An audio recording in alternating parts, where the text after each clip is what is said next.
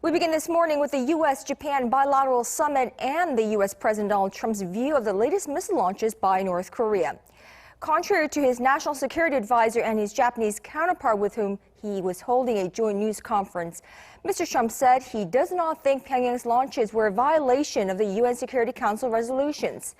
President Trump and Prime Minister Abe, however, reaffirmed their commitment to work closely to achieve North Korea's denuclearization. The two leaders did not announce new developments on trade. Arirang News Oh Jung-hee has the details.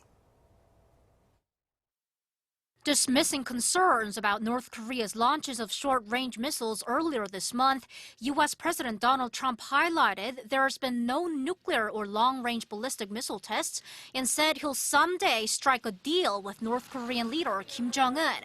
Fielding questions at a news conference in Japan after his summit with Prime Minister Shinzo Abe on Monday, Trump was asked whether he views the North's missile launches as a violation of UN sanctions.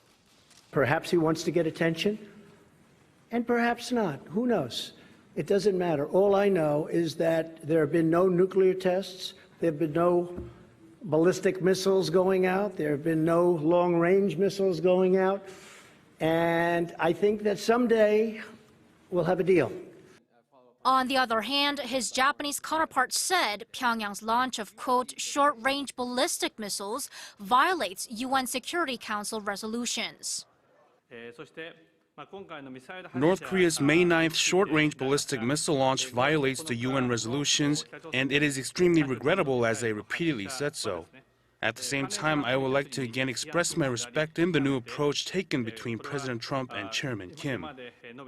Abe once again floated the idea of having a summit with Kim Jong-un to solve the issue of Japanese citizens abducted by North Korea in 1970s and 80s, and will attach no conditions on having such summit. On the trade front, Trump pressed Abe on what he called an unbelievably large imbalance and said he hopes their trade could be fair and reciprocal. And we have an unbelievably large imbalance, as you know, trade imbalance, which has been there for many, many years, Japan having the big advantage. But I think we will have a deal with Japan.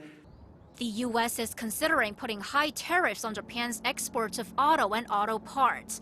But it's expected the specifics about their bilateral trade agreement will be signed in August, as Trump has tweeted, quote, much will wait until Japan's July elections.